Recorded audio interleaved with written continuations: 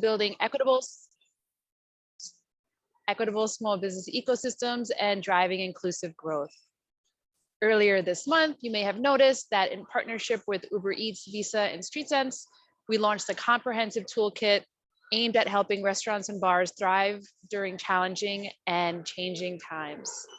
Today, Streetsense will walk us through that toolkit, highlight some success stories and some examples, and discuss the overarching themes of recovery. We're really excited to have their expertise here today. Wanted to flag that this work is part of a larger partnership with Uber Eats and Visa, Grants for Growth, a program that provided $1 million in grants to small businesses impacted by COVID, hurricanes, natural disasters, and other unexpected events. Through the program, 100 Uber Eats member restaurants in 10 key markets received $10,000. We know how important that resource is, and so we want to thank you again for providing support to small businesses to advance their economic growth and empowerment. And with that, I will hand it over to the experts. We have Alex and Gina here from Streetsense. Streetsense is a LISC friend, a LISC partner. We're grateful to you bringing your expertise. I know you work often in the private sector, and so the community development field always appreciates when you partner with us. And they will bring their collective creativity to unlock better solutions. And with that, I will turn it over to you. Great. Thanks, Elizabeth, and thanks for having us. As Elizabeth mentioned, this has been part of an ongoing series of webinars that we've been doing to highlight some specific parts of the strategy we've all been working through to take on some of the recovery techniques that we've been proposing as part of this toolkit that we've been seeing out in the market, that we've been working with our clients to help bring to life in different kinds of spaces that hopefully can provide some insight as to how to continue to evolve in an evolving sector and industry. A little bit about myself. I'm the director of our Eat and Drink team. Streetsense is a creative collective of designers, thinkers, marketers, and we work in both the private and public sector. My team that Gina is a part of, we work primarily on restaurants and bars, so doing restaurant and bar design, concepting, and working with clients in the hotel and bar and restaurant space to bring a vision to life as well as help them operate it. And so what we're sharing is really our perspective of what other clients are out there doing in the industry to be able to recover, build on revenues, and adapt to all the change that's been happening over the past couple of years to really kind of maximize their ability to generate profit. And so hopefully what we walk you through today is a good primer and indicator of what we see out there as working and working well, and how we can apply it to individual restaurant operations, bar operations, fast casual operations that we work with every day.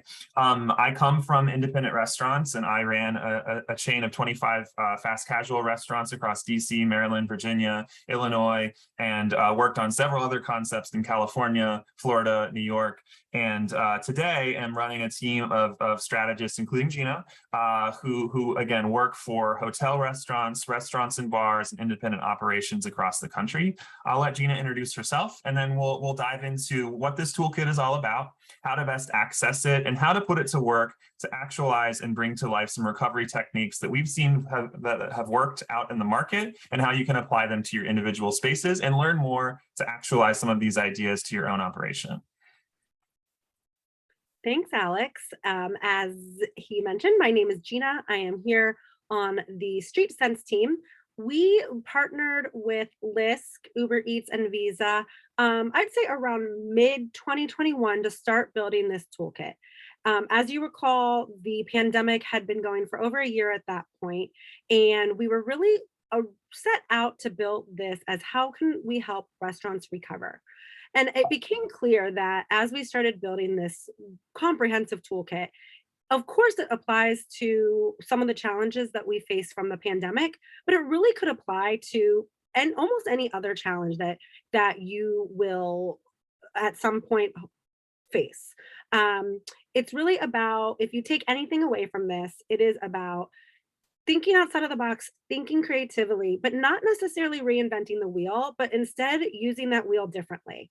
We don't want to add more to your plates, that's for sure.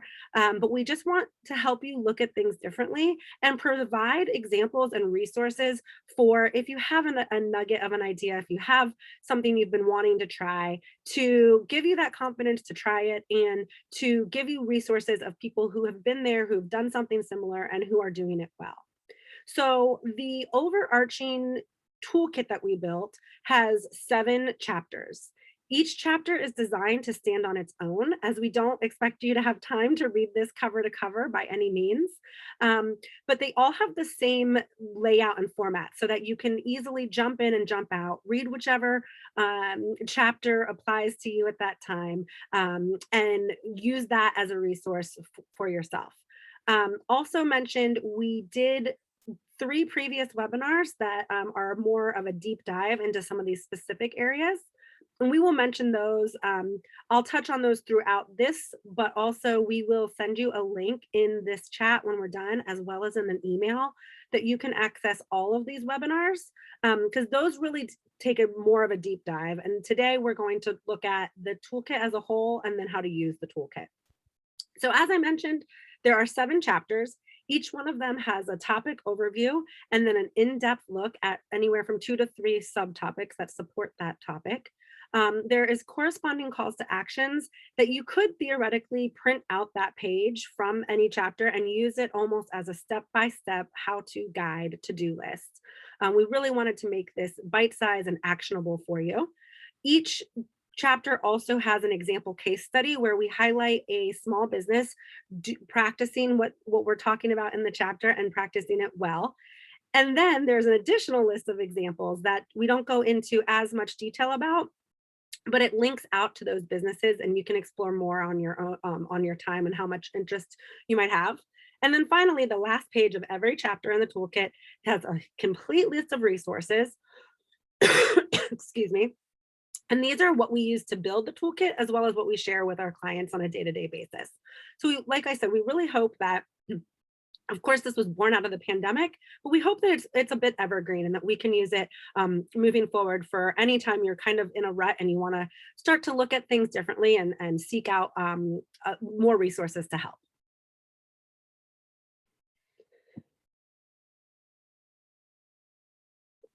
The toolkit is all hyperlinked within. So by no means you need to print off. I believe it's something like 80 pages. You do not need to print any of that off. Everything is designed to be online. As you can imagine, there's a lot of content overlap. So within a particular chapter, if we're talking about, if we mention staffing, it will link out to the staffing specific chapter. So it's really meant to jump around, use here and there as you need it. And like we said, you do not by any means need to read from page 1 through page 80 in any given sit down, and you can hopefully mix and match and use it to what you need when. The first kind of the general themes of the toolkit, as we've mentioned so much already, is the recovery, and then how do you to practice that resiliency during your recovery, and then a bit of responsibility. Responsibility isn't necessarily asking you to do more, but we've found that if we think anything really came out of the pandemic, it is, in addition to getting creative with the resources that you already have, it's also realizing how beloved restaurants and bars really are within our communities, how much we rely not only on our guests, but how much the guests rely on us as restaurateurs. And there's some of the chapters touch a little bit more on the responsibility side of things. So under recovery, and this is one of the webinars that we took, one of the chapters that we did an in-depth webinar on is adapting your business. In this chapter, you'll see ways of alternative revenue streams, reimagined pop-ups, and atypical everything. So we talk about everything from serving as a market to your community, whether that be taking items from your distributor and selling to your guests, like in their raw form, flour, sugar, or taking something that you're already making. Say you have a chicken salad sandwich on your menu, so you're already making the chicken salad, putting that into a deli container, slapping a date on it, and selling it from a grab and go cooler in the front of your restaurant, there's definitely ways to already use what you're doing and what you have to make anyways to make a few extra dollars. We saw that a lot happening. We also saw some restaurants creating clubs and subscriptions, meaning letting people sign up for a membership type thing. So you get some money up front, but then they get exclusive access to, say, one-off theme nights. Maybe you are, again, a deli, but you want to throw a once a month pasta dinner. Those members who elected to join would get access to those types of things, or perhaps a sign up for a delivery subscription where they are guaranteed to get 2 deliveries a month or whatever it might be. So again, things you're already doing, resources you already have at your disposal, but using them in a little bit of a different format.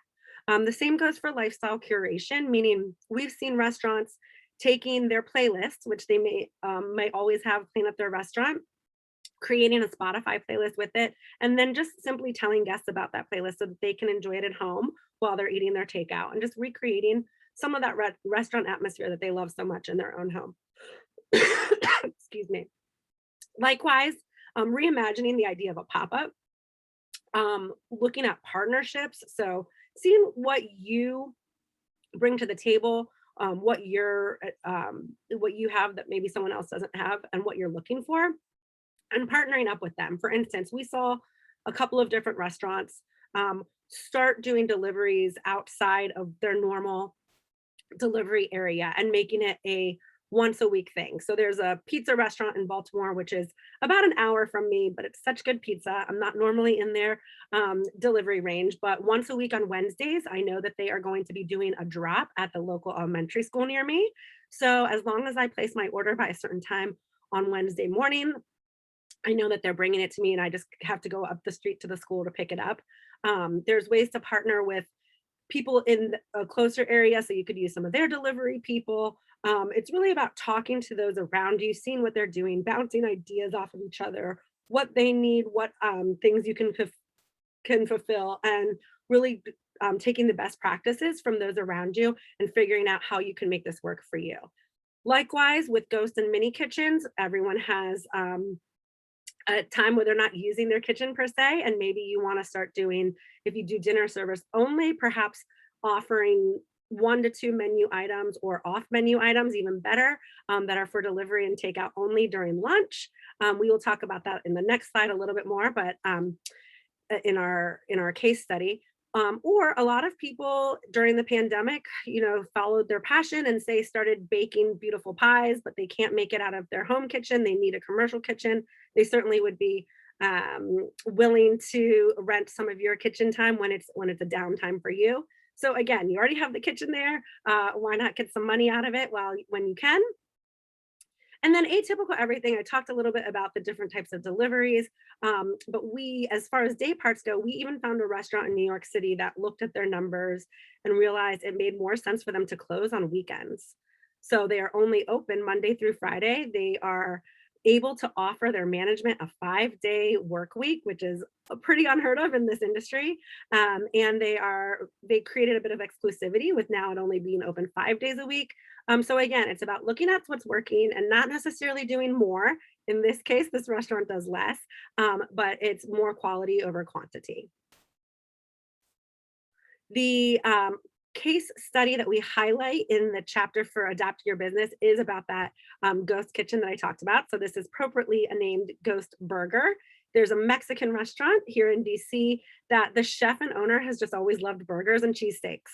It's not on their normal menu, but during lunch, they had the idea to, why don't we serve burgers to go? And it's only a to-go option, and it's only during lunch, and it's only a burger.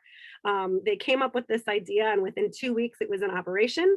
One of their partners said they thought they'd make $5,000 in sales. They did $25,000 in sales that first week.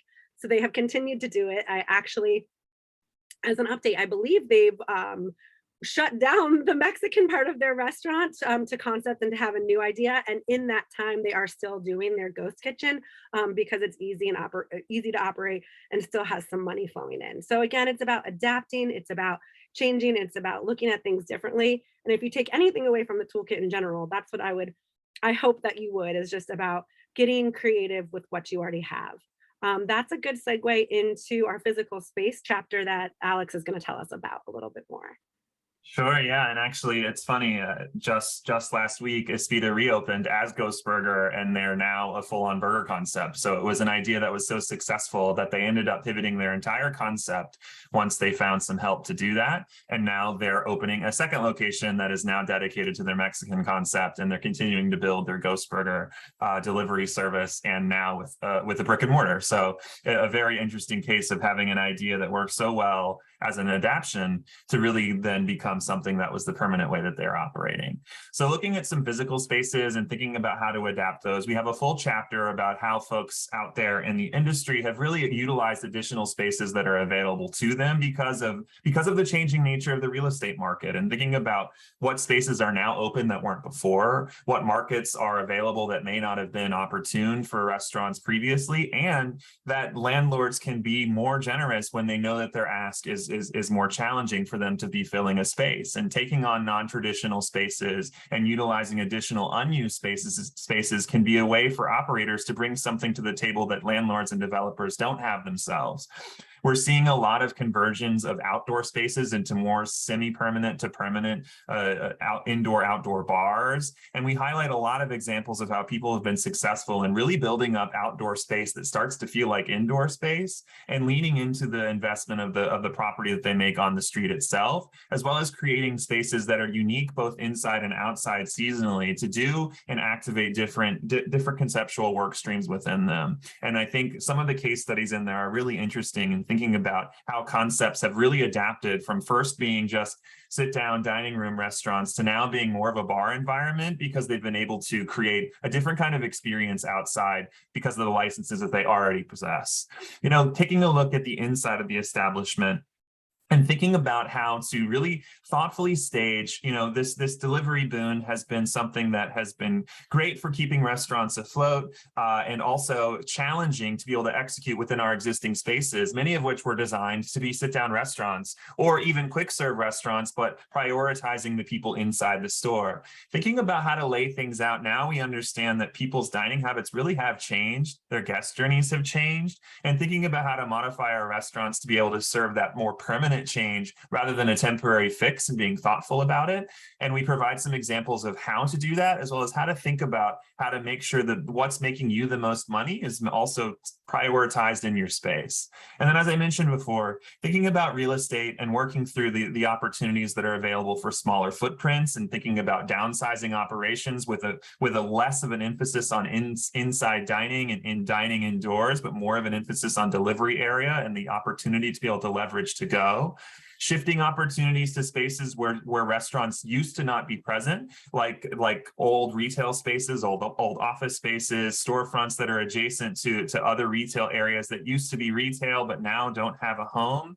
And thinking about temporary spaces, food halls, and occupying otherwise vacant spaces to bring and breathe life into developments when people are willing to invest in you and your business as an operator as part of a joint venture, and looking for opportunities that are non-traditional, that explore the changing dynamic of real estate to exploit that rather than fall victim to it in your own individual and unique space itself. So a business that we looked at that we think illustrates this really well is a friend of ours down in Navy Yard, which is a very popular and newly built area of Washington, D.C. And they took on a tremendous amount of space just prior to the pandemic to launch a very high-end sit-down dining restaurant that really prioritized the dining experience and the fine dining experience at that. They realized and recognized during COVID that was way too much space for them to take on as a dining outlet. So what they did was they converted the back half of their existing unit into a pastry shop. They already had access, they already had a patio, they already had space, they already had a kitchen and cafe and bar counter. And what they did was reallocated that space to really be highly functional as a pastry shop and cafe. And so they're really now operating two different concepts in the same space that serve different needs, that serve different day parts, that utilize the same main kitchen, but that really bring that space to life in a completely different way that's more casual, more approachable. It doesn't require a reservation or a commitment to a full dinner, but allows people to leverage the large space that they had previously for a totally different kind of experience while they're already visiting those spaces.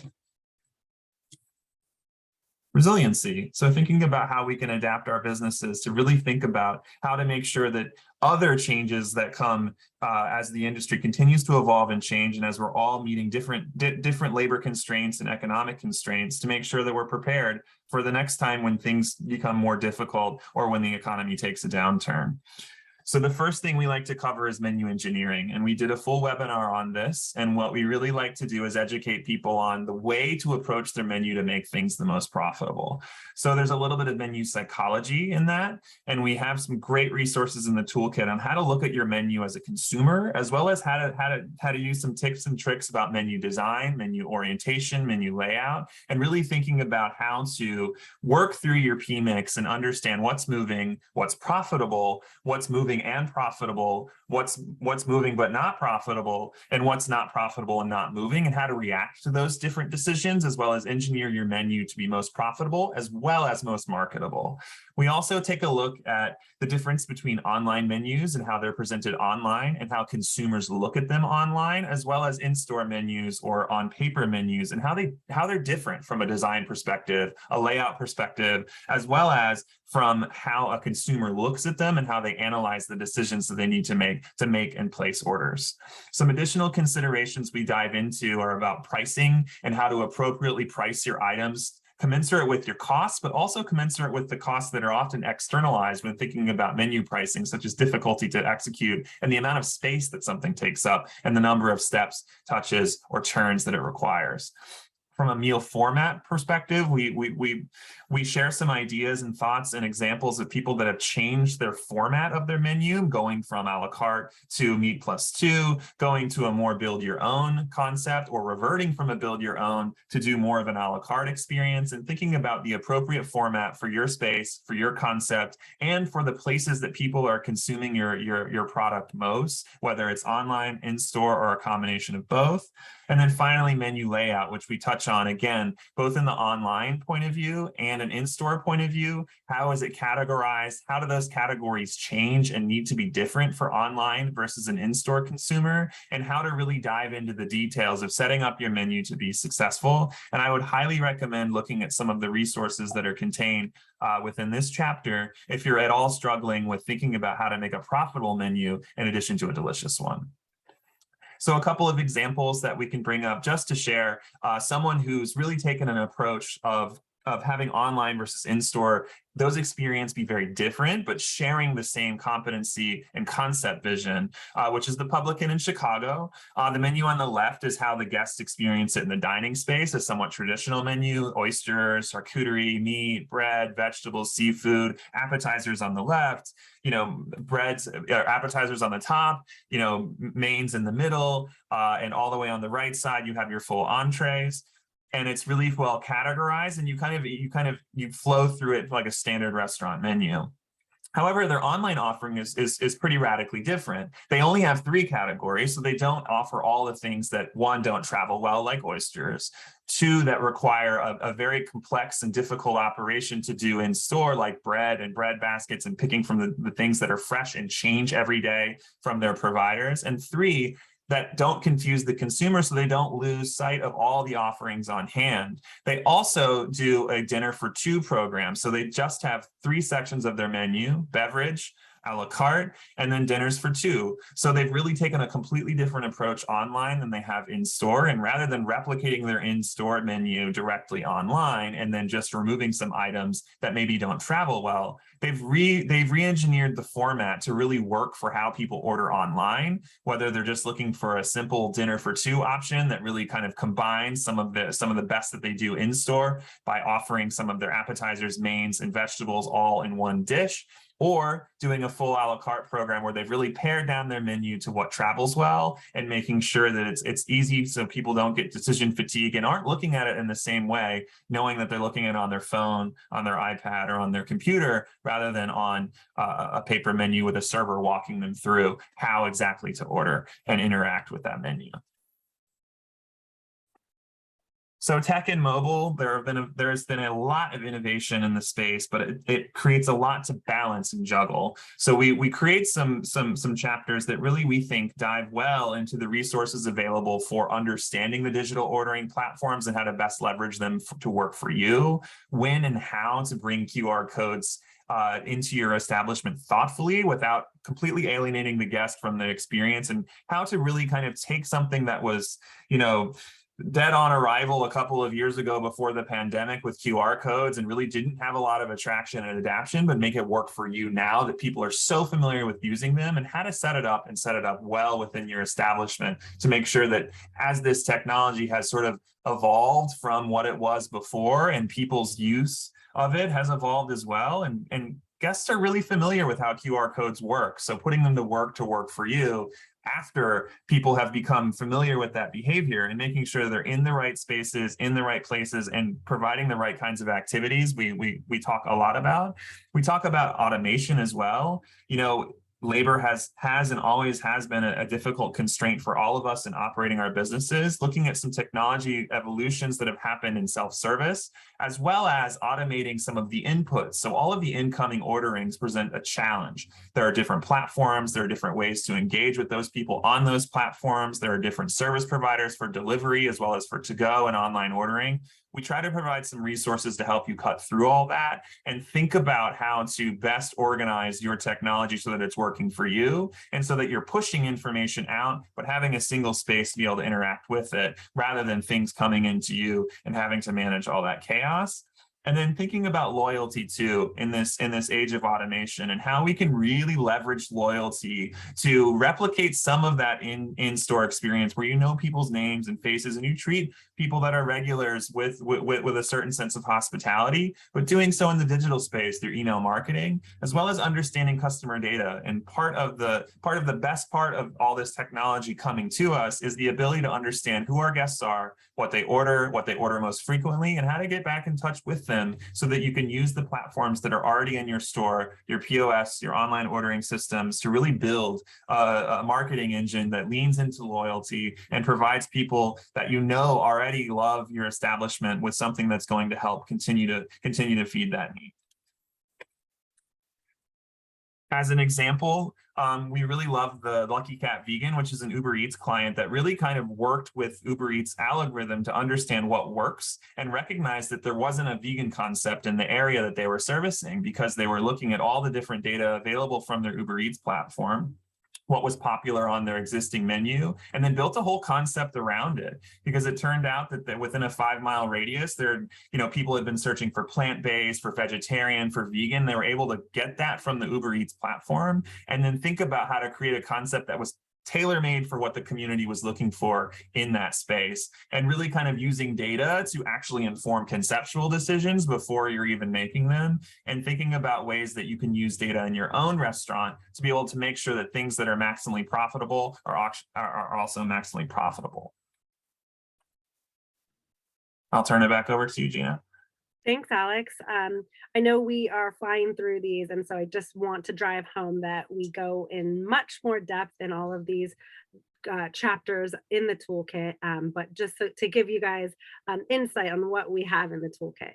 So this is the creating community chapter. As I mentioned at the beginning of this, it became very apparent that restaurants are such a part of the community, and how do we continue to be that place, that backbone of the community that that people rely on. So this chapter looks a little bit about how to foster mentorship, both for your employees. So some of your greener employees are looking for that. They're looking for that leadership, for that training, but also for yourselves. So one of the resources we provide in the end of this chapter is a link to area groups that are for like-minded business owners that you could reach out to and just pick their brain too. So it's about how do you provide guidance to your employees, but also how do you have someone giving you some guidance when you come up with a challenge that you haven't thought of a solution for yet. And overall, that type of interaction really will help create a better workplace I mentioned that 5-day work week for management that some places have been able to go to, more stronger training so that there's less turnover. And we touch about that in the staffing section, but we also touch about it here because it's about the whole industry, the culture of the industry really had been starting to change before the pandemic. And then with the pandemic and people leaving the industry, it's really expedited how much the industry needed to change and is changing for a better place for our employees. One of the resources we provide is a link to a employee survey that you could certainly use to get the conversation going with your employees. What's working for them, what's not, what ideas might they have, things like that. Another topic that comes up a lot in our research are both sustainability and giving back. So from the local side of things, the consumer is a lot more educated. They want to know where their food is coming from. And we provide links to finding local CSA boxes, to working with your local farmers so that you can provide that information for your guests when they ask. Another big trend, as Alex just highlighted in the Lucky Cat Vegan, is plant-based preferences. Lots of meat eaters are just starting to eat less meat. So how do we highlight your meatless entrees on your menu, not as an afterthought, but really truly highlight them since the consumer is asking for it? We talk a little bit about that in this chapter, and then about giving back. So again, it's not about asking you to necessarily do more, but if you're already donating, how do you let it be known? How do you talk about that on your social media? How do you make sure that from a marketing person that people know that you already are doing good, or that you are using local, or you are making a difference in your community? And then perhaps taking a step towards advocating. As we know, rules and regulations were changing very quickly during the pandemic, and they continue to change, some for our benefit and some not.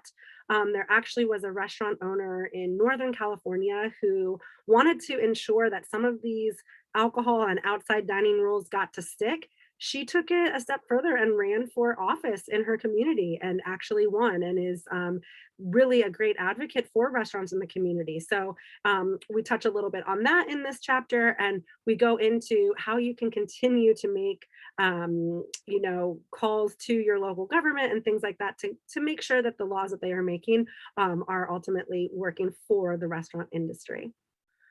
In that chapter, the case study is a large one. So many of us probably know Chef Edward Lee. He has quite a large foundation. He really wants to focus on equality in the restaurant place. Again, to that work life, to that quality of life that restaurateurs for so long it escaped them a bit, but with programs like the Lee Initiative, they're starting to get more fair workplace. He focuses on women. He has a worker relief program. He has a training kitchen set up. So this isn't necessarily to say you have to take on all of this, but we wanted to provide some inspiration. Take a look at his programs, and perhaps you'll get a little nugget of something on a small scale that you might want to do near and dear to your heart. That is not only good for the community, but it's a good segue into our next chapter, which is kind of the marketing segue, which I hate to put it that way, but any good work that you're already doing definitely should be shouted from the rooftops. So we have an entire chapter dedicated to what we called communicating effectively. This was also one of the chapters that we took a deep dive into in one of our previous webinars. It's so important. There's so much about marketing that we could say, but we tried to break it down into bite-sized pieces, looking at it from your digital footprint. As we know, people more than ever refer to the internet probably before they might even visit your store at all, especially with not having as much foot traffic these days. People are at home, so they're going to do their research beforehand. And we talk a lot, excuse me, about how can you make sure every listing of your business is accurate and authentic. So what it says on Google needs to match up to what it says on your website, needs to match up to what it says on any third-party platform that you might be listed on. And it sounds simple, but it really makes all the difference in the world. And it gives your business credibility to that person who may have never been there before. You could have the greatest food in the world, but if they aren't sure what time you're open, because it says different times on different platforms, they might not get to try that food. So we talk a lot about tips and tricks on how you can easily make sure that your Google listings are accurate, how you can keep all these different platforms organized, even helping build your website so it's laid out and it's very clear about who you are and what you do, and everything is on tone and on brand. With that in mind, we talk about social media in that chapter. It's really all about fostering engagement with your guests. So creating compelling content. How does your content engage your guests? How does it educate them? How does it excite them about what you're doing? How are you fostering interactions with the guests? Are you asking questions? Are you running contests? Are you running specials that people only know about if they follow you on social media? It also talks about how often, how frequent you need to be posting things and responding to things, and even responding to perhaps less than positive reviews and things like that. And how do you keep an ongoing conversation with your guests on social media when you're so busy running the rest of your company? We know it's a lot, and it feels like you don't want to add an extra thing necessarily to do to your to-do list, but there are a lot of resources in that chapter specifically about different third party I'm so sorry, different third party platforms that you can use to schedule your social media calendar ahead of time. And then the beauty of everything being online is you do collect data. And from that data, you're going to start to see some trends and some analytics that will help you use your time online more wisely. You can see what people are searching for. You can see when they're interacting with you, when they're looking you up, so that you can use social media to your advantage. You can set goals and analytics. And we really dive into how to do that in that chapter. The case study that we use, some of you may know of the original Chop Shop, as they have 17 locations across Texas and Arizona. And one of the ways that they grew to 17 locations was really relying heavily on their social media and the brand that comes across on it. They're very engaging. They actually many people offer a referral bonus if an employee finds a new employee. But they actually offer a referral bonus to their guests if they refer them a new employee. So just small examples like that of engaging in your community, engaging with your fans, your followers who you already have. Like I said, that was part of the reason they were able to grow to so many locations, was because of their 24,000 Instagram followers who would go on to look at their content daily, to interact with them, to participate in contests. And this chapter shows a lot of examples in particular about how to use social media to communicate effectively to your guests. And that will wrap it up with, staffing for Alex, please.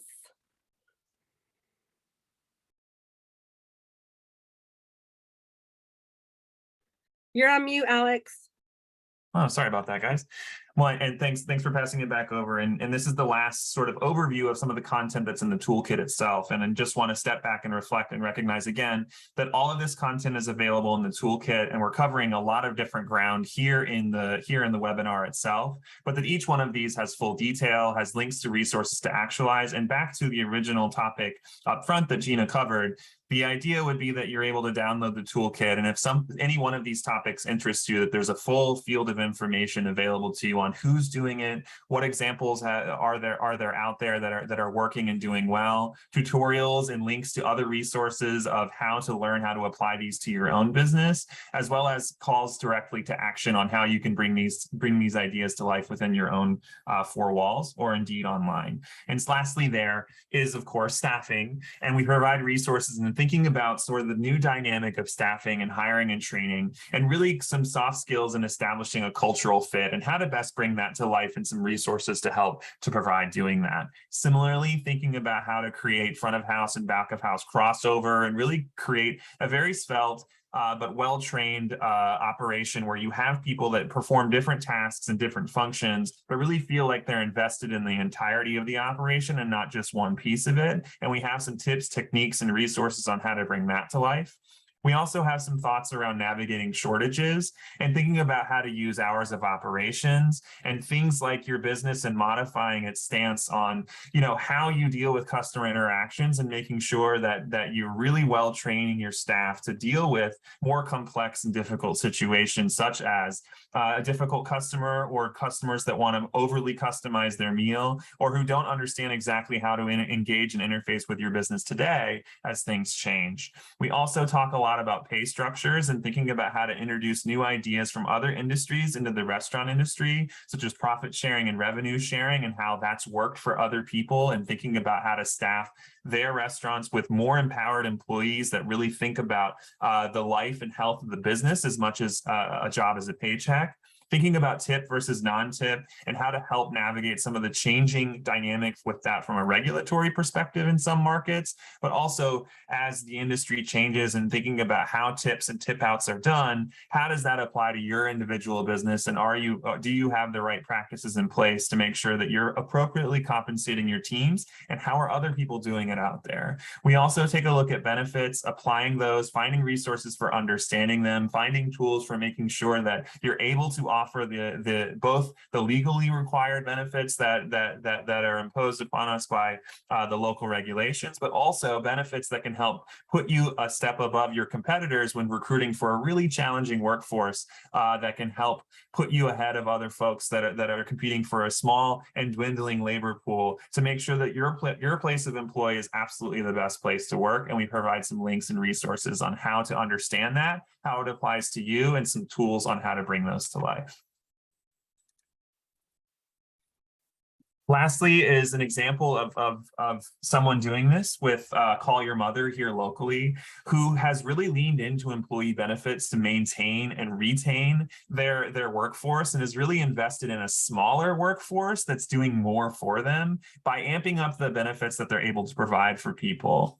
They're also really investing in how they communicate that to their guests, so that guests understand when prices go up or when fees are incurred, that they're actually going directly into the employees and into the employees' pockets, and thinking about how to really organize their entire organization around the health and wellness of their employees themselves, to have people that are just more bought in. They're doing things like English and Spanish lessons. They're doing classes on how to open bank accounts, how to sign leases here locally, get a home loan, providing fitness plans and fitness classes to their employees. And they've really taken ownership of the idea of making it an employee-first culture by thinking about ways in which they can help improve the lives of the employees that come across them, and really create a long-term investment from employees into their operation, to think about how you can be the best employer to people, to then attract the best workforce. And again, get more out of less, because they actually use less people than the standard operation, because they're better trained, they're more loyal, they understand the operation more, they have more experience, and they feel invested in the health and wellness of the restaurant, as the restaurant feels invested in the health and wellness of the employee. So something that I think can be learned from, that really kind of actualizes a lot of the ideas that we have tools and resources available to review within the toolkit itself. So that's all the content that we have covered in the toolkit. We wanted to preserve some time at the end here for a little bit of Q&A to see what, if any, of these ideas resonate with you, as well as open up the forum for some conversation about what sorts of ideas that you've been able to bring to life in your establishments that you might like to share with everybody else, that helps kind of people think through all the challenges that we have faced, and how that can help empower us to face new challenges in the future and thrive in a new environment today.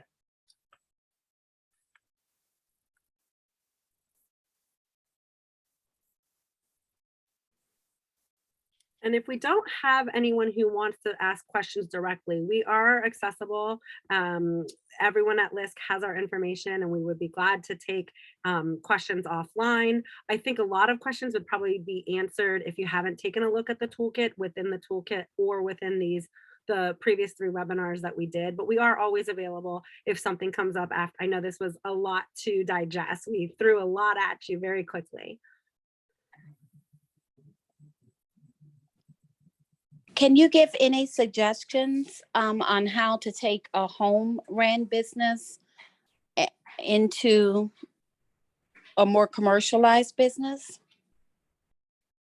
Yeah, for sure. And I think we can park them in 2 parts: the operational and then communicating with guests. And I think what would be most helpful is thinking about how to leverage social media so you can build a loyal following out of your home business. and thinking about how to really celebrate and improve the quality of what you're presenting to people online to make sure that you're building a loyal attachment. I think too, and I'll let Gina speak more to this specifically, but I think the idea of exclusivity and really some of those ideas around clubs and subscriptions or exclusive drops, or really creating a cadence where people are kind of looking forward to something is really kind of exciting out of a home business in particular, where you can kind of drum up some anticipation and thinking about using your social media to communicate to your really loyal followers that something new is coming, or you have, you know, you're starting production on X on this day and it's going to be available only for this time, only on that day, and then using social media to create and foster a conversation around it so that people can be more in touch and in tune with you as a home business operator because you are available to them more directly, and really kind of using social media to build the following that because you don't have the in-store space to kind of get to know you and what you're about and what's behind the scenes of everything to help celebrate all of those things. And I think Gina will have some more thoughts on the marketing side of how to really lean into the fact that you have a different kind of service environment and you don't have to worry about the a la carte orders coming in if you're not doing a brick and mortar establishment. Yeah, I would piggyback to that and say, don't bite off more than you can chew. So you set the boundaries. If you can only handle, 20 orders a day, then you communicate that and let that be clear. And that does produce some type of exclusivity in encouraging people to get their orders in early. I would say, make sure when you are posting on social media, especially at the beginning, you're sharing happy customer testimonials. So some of the people that have already been using you, I'm sure would want you to help you grow, and would give you a little blurb that you can easily post to social media, to Yelp, to whatever it might be, to get people understanding that how good your product is. I would say keep a general look to your brand. So even with in-home, you can still take really nice pictures on your cell phone. We actually talk about that in the guide a bit as like a step-by-step how to take a great picture on your iPhone. Just thinking about what's in the background, thinking about, make sure it's bright enough, little things like that will add a professional quality to your at-home business, and provide exciting content for you to post online. You could dedicate a day and take all of your pictures of your food that you want and then post them periodically. So it's about looking ahead, planning, deciding what content you want to push. You're in charge. It's like the beauty of having your own business, right? I know there was during the pandemic a lot of charcuterie board building places of all things became really popular, and every time I would try to order, they were already sold out. So I just continued to follow them and look and make sure that if they opened their orders at 10 a.m. on Saturday, then they created that excitement that on 10 a.m. on Saturday I needed to be there to place my order. Otherwise, once they filled up their first 20 orders for the weekend, it was going to be gone. Things like that. That I think will go a long way. And then, like we said, if you do grow enough that you are fortunate and you want to look to a commercial kitchen, I would talk to restaurants in the area that aren't open all hours of day and will have a space for you to use. And they'd probably cut you a pretty nice deal to be able to work out of a larger space. Yeah, I'll send you. I have a question. Yes. I'm sorry, did I interrupt? No, please. Go ahead, please, and then I'll answer the one that came through the chat. Yeah. So I have a question about menu. I have a meal plan business where customers can order their vegan meals once a week. But as I was looking at the information you provided, I have it like packages, and they can order like 5 meals or 10 meals, and they start at $150 up to $2 and change. But once I was looking at what you guys were showing, I'm not sure whether I should be providing just like meals for 2 at $25 instead of a week of meals for $150. So I wanted to get and then the thing is, if you only provide, the customer might buy a lasagna and a creme brulee, they might buy 1 or 2 things of a thing, and then I have to make the whole pan. And if I don't get enough people to order that thing, I can't keep it because it's vegan, so then I have to throw it away. So I have a dilemma in trying to figure out how much to make and how broad to make my menu. Yeah. And so for when people are planning their meals, your model now, just so I understand, is that they place sort of a week in advance and they're getting a handful of meals over the course of the week, or is it all coming to them at once? It all comes to them at once, and they have, 6 choices for breakfast, lunch, dessert, 15 choices altogether that are combined into 4 or 5 categories of breakfast, lunch, dinner, dessert, and beverage. Got it. And what you're struggling with is not having enough attachment to particular items so that you're not creating waste, or that you have too many choices amongst that so that you're not, getting enough of something to bulk up, or what? Help me understand that a little bit Probably more a little bit of both. I'm not sure if I should be providing as many options, because right now there are like 15 options on the website, 3 or 4 options per category. And then I have a problem that if only 1 or 2 people want to order, they may order, like I said, a lasagna, and I have to make a whole pan. And if only 1 person or 2 people order, then I have 6 pieces of lasagna left over. So I'm not really sure how to manage that. Should I be providing them with less choices? I think what might be a good middle ground, and I don't know if the dinner for 2 is necessarily the best application for this, although it's interesting to explore, and I think you could kind of do a little bit of what we call A/B testing and try it out on a few folks to see how they respond to it. But keeping the core of the business model intact, what might be a good idea is you let people make their selections off of a larger menu, but you also then prompt them to, if in the event that an item isn't available, what would be your favorite alternative from that previous list? So knowing that you kind of establish at the order point that you may not be able to produce all 6 of their selections, but you might be able to do 5 and then 2 of another one, for example, to be able to have that diversity of offering. But in the event that you only get 1 or 2 orders of an item in an individual week, that you've already got a built-in substitute for an item that people have already, said that they like as an option. So that when they get 2 of those, they're not going to be upset. They're just going to hope that they get that one the next time, and really encourage that communication too, that if it's a special meal that one person likes, in particular, that you just let them know that, hey, I need to make more of these so I can offer you more of them if you want to look at more of that particular option, and maybe giving sort of the consumer a little bit of choice in substitution so they're not caught by surprise. That's a great idea. Thank you. Yeah, of course. And it's hard because we could talk about solutions. This is what we do. We could talk to you for an entire hour just about this, but I don't want to move us too quickly. We did get a question through the chat. It says, for standalone businesses reopening from the pandemic, what advice would you offer for reopening strategies? I'll let Alex talk a little bit about, but my initial thought was use this as a time to take out what was not working for you before and to try something that you maybe wanted to try, or to streamline things. So we've seen menus in general have gone down and smaller in size. That's a little bit due to the supply chain issues that everyone is experiencing. The guest is now used to it. So ultimately people can only order one thing, maybe a couple of things if we're lucky. So if there was something on your menu that wasn't working, use this reopening as an opportunity to take it off. Use this as an opportunity to communicate and rebrand to your guests, like, we've been closed, we're back, here's what we're doing differently, here's what we're doing that you used to love, that you still love, and you're going to love more. Create some buzz around it with a reopening, with a marketing kind of side to it too, to get people excited and build some of the excitement and that you're back. And Alex, what would you add to a reopening strategy after the pandemic?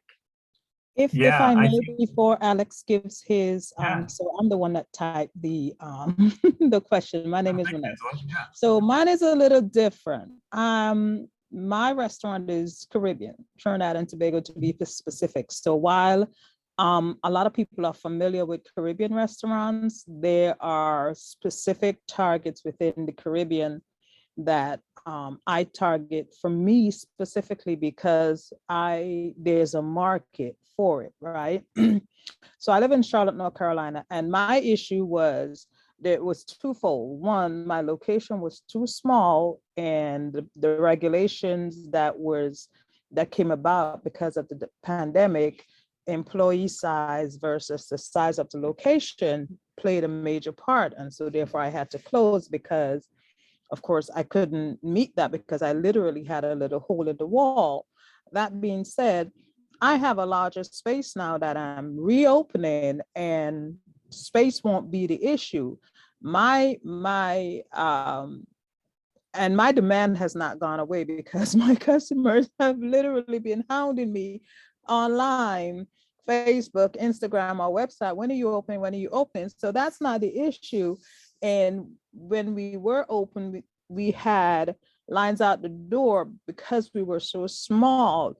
We had to actually limit our menu options because we just couldn't do it, right? So that being said, I'm trying to figure out, as we are reopening, what would be some of the strategies. Should I open 7 days a week and then determine from there what days I need to close based on the number of guests that are coming through for us, because we will be a restaurant and bar with a nightlife on weekends. So I'm trying different things to capitalize on revenue. So I'm trying to figure out, do we just open 7 days and then tailor it from there, or something to that effect? Thank you. Yeah, no, and super helpful information, and congratulations on getting a space that sounds like it's going to be much more opportune for what you provide. That's really awesome. And so I'm really hopeful that you can make the most of it. But a couple of insights in there, and I've opened a lot of restaurants, and it's it's the most exciting part in the life cycle of the restaurant. I would really encourage you to use it as a celebration for those special people that have been supporting you during that time, as well as really using that as a way to just kind of build momentum to making sure that all the different day parts that you're trying to attract to are spoken to. So thinking about events you can hold on different days for different people as part of an opening cycle that are private, but that you have your staff in there, they're getting training, people are coming in for free, they're getting free food or drinks, and inviting in the kinds of people that you think would be attracted to those different day parts that you're trying to actualize. So before you ever swing the doors open to the general public, do a VIP event for 20 for Saturday evening with drinks, and then, you know, look at the attraction of that, and as a way to build that clientele, use that as a way to talk to those individual clients about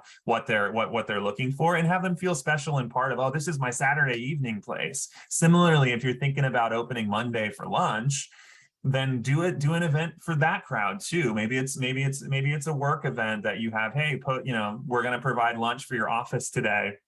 And we'll come to you and we'll cater your thing, and do that as part of your opening cycle to really tap different day parts and different parts of it before you then commit to having that be full-fledged operations, to really road test not just the guests, but also the staff. Because the hardest part about running a 7-day, all night operation is having the same quality standard of staff all the way through and through those different day parts. And so using those as sort of your soft opening script will actually allow you to road test them and make sure you have enough people to do things during those day parts that they're appropriately available, and also help you road test. And then as a general rule of thumb, and this is challenging, but I tend to feel that doing more at the beginning and then pulling back is easier than adding once you've become firmly established as a this or a that kind of restaurant. For example, one of my businesses was very lunch dependent, and we originally didn't open during dinner. We were just lunch in our downtown area, and we were always sort of kicking ourselves because we could never reestablish ourselves as a dinner restaurant. Nobody would ever think of us that way. They're so used to experience us as a lunch restaurant.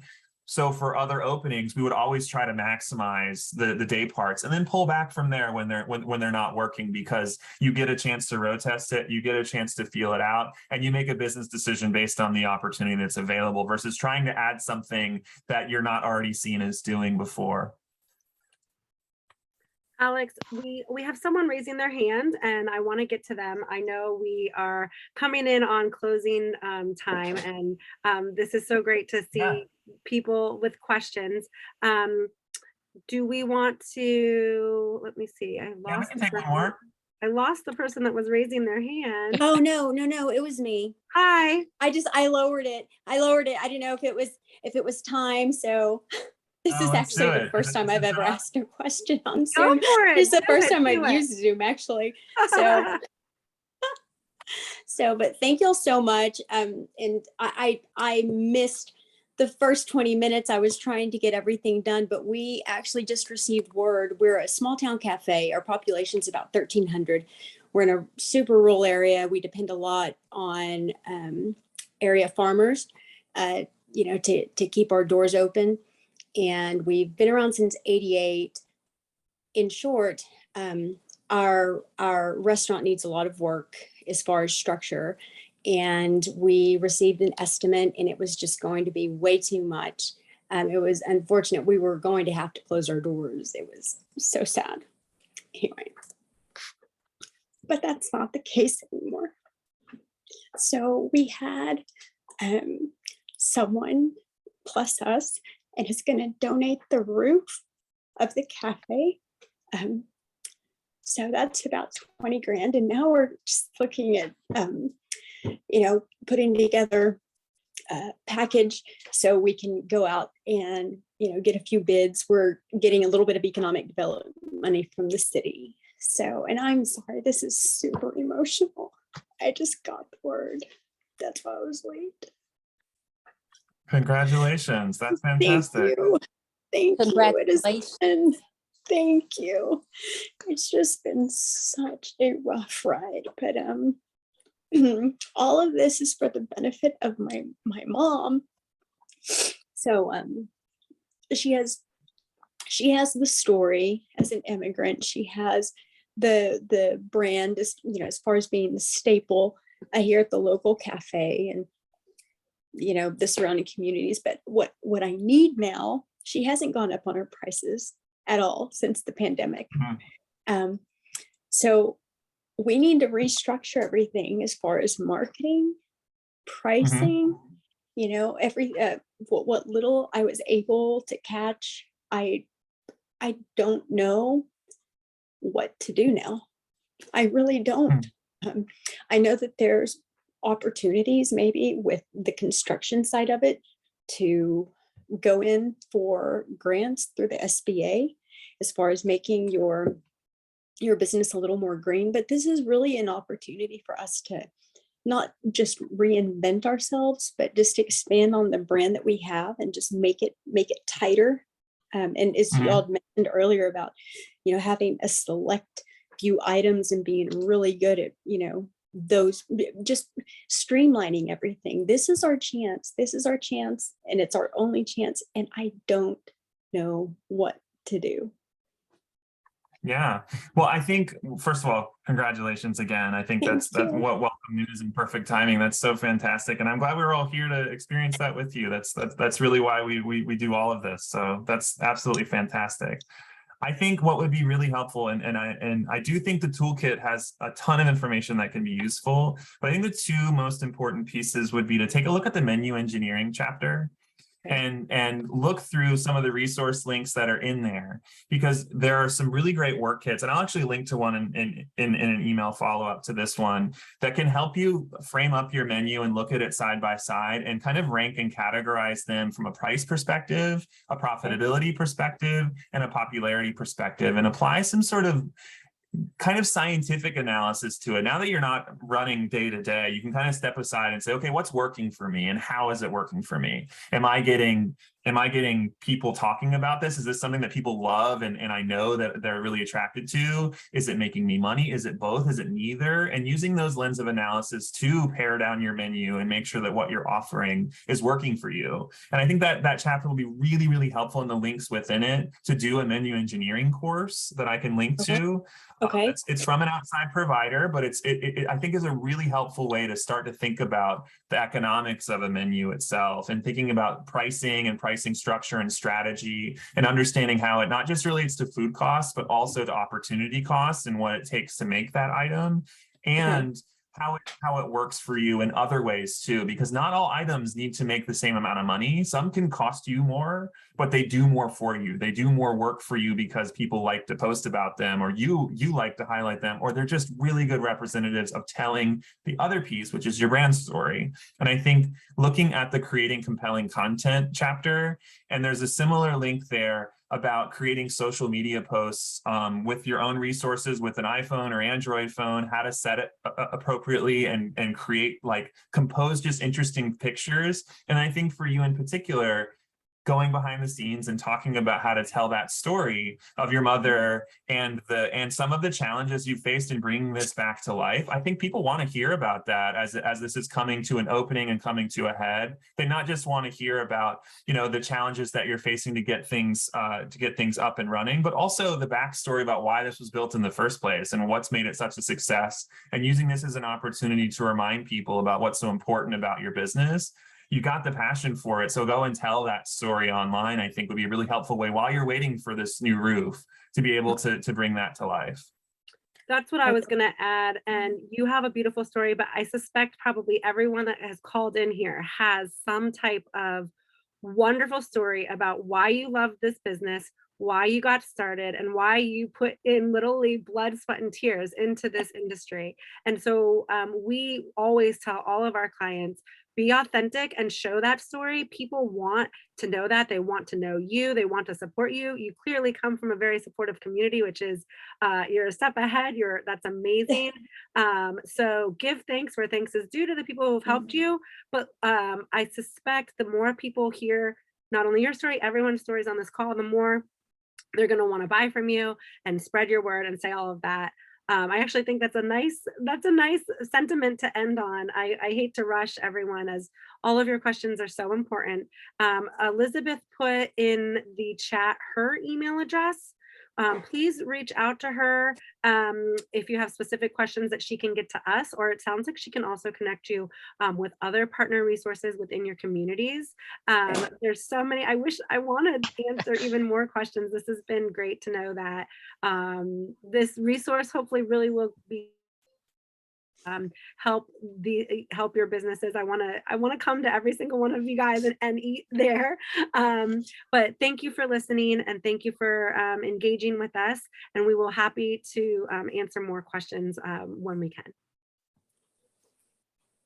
Thank y'all so much. This has been so helpful, and we appreciate the support because we need it. We all need it.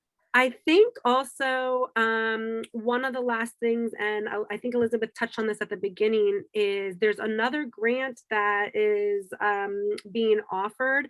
I know it takes some steps to apply. I just want to pull up the correct information. It's linked in this webinar that you guys will get a link to. And I know it needs to be applied for by the end of the day on November 14th. But it's always nice to be able to get a grant to help out as well.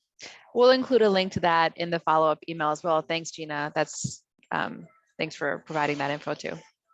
And thanks to both of you for sharing your expertise today, and for everybody for joining.